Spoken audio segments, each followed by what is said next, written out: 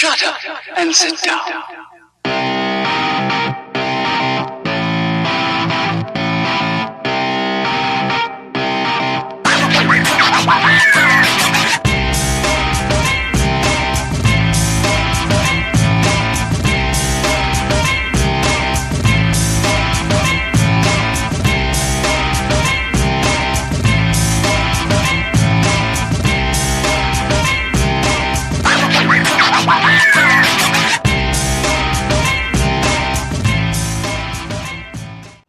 It is a beautiful morning here in Florida, except our AC is blowing hot air. It's still blowing, but the air is coming out hot. So I want to walk through how this device makes the air cold and how to fix it when it's not blowing hot air. This is the compressor outside. You notice right now the fan is not spinning. And you hear it making that buzzing noise. If you make that buzzing noise, take a little stick and push the fan a little bit.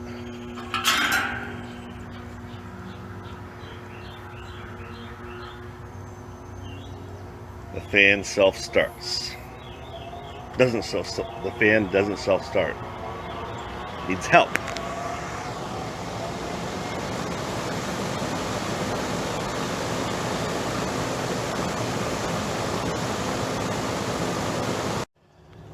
So what does this mean? Your HVAC system on the outside, the condenser and compressor out there, really only has four parts.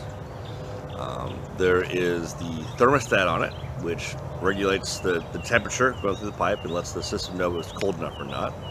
There's the big fan, which cools the system. There is the compressor, which actually making the air cold. The way it works is it quickly releases the gas, the freon that's in there, and when it quickly releases that freon, it creates cold air. You ever spray a bottle of compressed whatever, and you notice how cold the bottle gets? Same kind of concept. And lastly, there's the capacitor. The capacitor is the device that turns everything else on. If you don't know, a capacitor is kind of like a battery, but it stores a lot of energy for really quick discharge.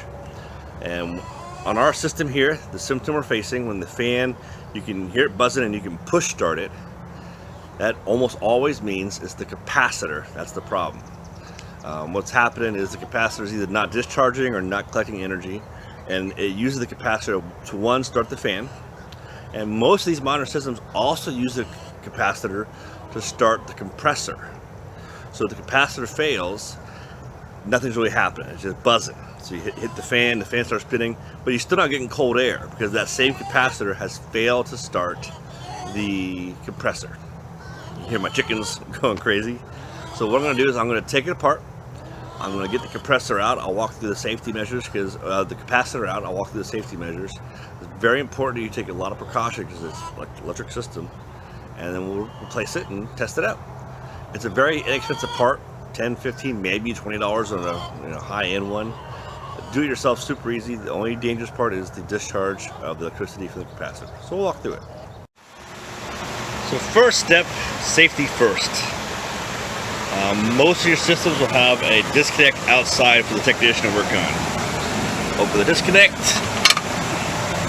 See, this is got like a pull here. Put that right there. Electricity has now been removed from this system. I do also advise turning off the breaker for both the circulator, the blower inside, just in case the signal cable coming from the circulator, that small little grayish cable there, sends a current over it. So do that at your breaker box inside the house. Now that power has been turned off from the device, we're going to open up this panel right here. We're going to open up these screws right here and remove this panel right here. We got our panel off. You'll notice a lot of useful information on your panel. Yours will be different.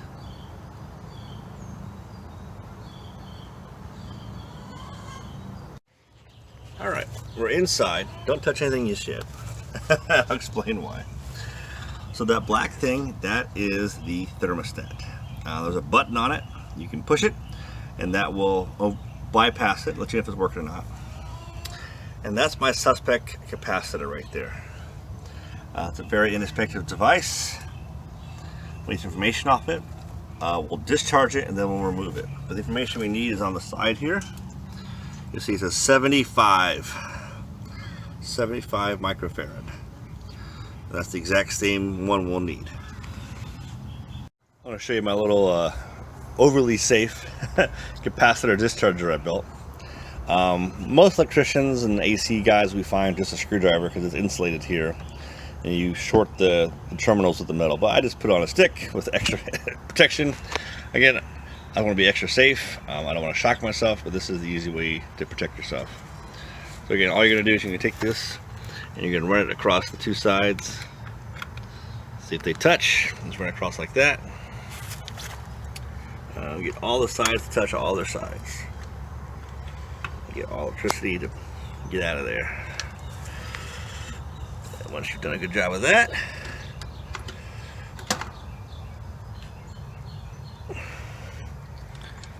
everything's touched everything else.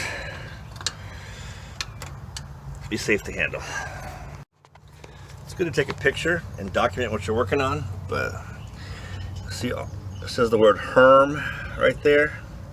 So my blue is the HERM. My yellow is the common, and my brown is the fan. I got this video to document it now, so I'll make sure. Blue goes to common. I'm sorry, blue goes to HERM. Yellow goes to common. Brown goes to fan. So we want to make sure that when we put the new one on, we match common, HERM, fan. So we got the panel off, and we identified the right microfarad rating and voltage for our capacitor, also the right type. This is a dual run, had 3 terminals, 1 terminal for the fan, 1 terminal for HERM. What's HERM? See, it's common. The HERM is the hermetically sealed compressor. They could have put COMP and just called compressor, they'll be fancy. It's hermetically sealed compressor to being fancy.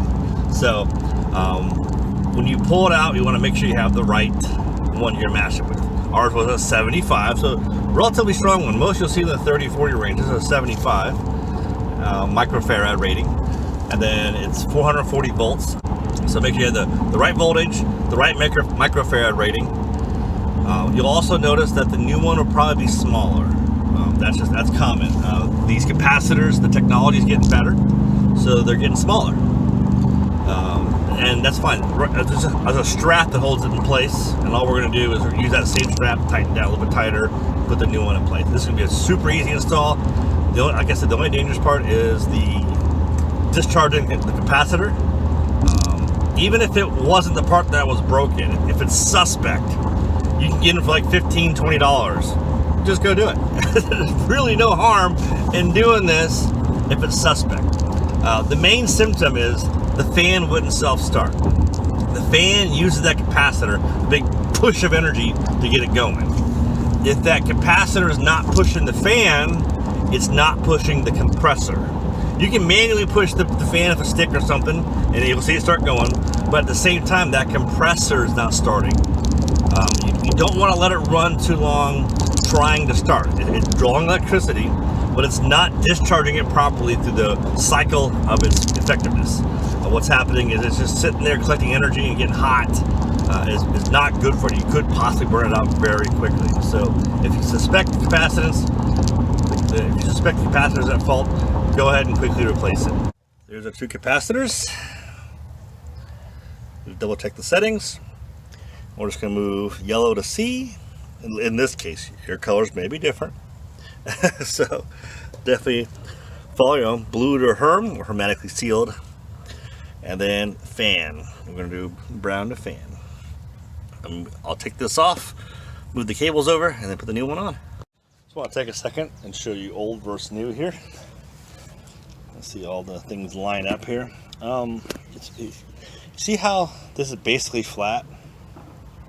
And you're getting a little bit of bulge here. You can kind of see how the middle is slightly higher. and even like the rim here is kind of coming off. That's the most telltale sign of a bad capacitor, bulging. So this one's, we know it's bad because we did our test on it, but that bulging is it's not a whole lot, but it's enough. Sometimes I've seen capacitors bulge way up. There's an oil in here that expands as it goes bad. You see this is nice and flat. I'll hold it straight here. You can barely see the little rubber pieces, and this one, if I hold it flat, you can almost see the bottom of the rubber pieces there. So definitely some bulging going on. So that's a bad capacitor. Nice big beautiful one here. They're the same size. It's not uncommon for the new one to be smaller as technology improves. So we'll put our new Titan Pro in and we'll test it out. And it's installed. Put the strap back on.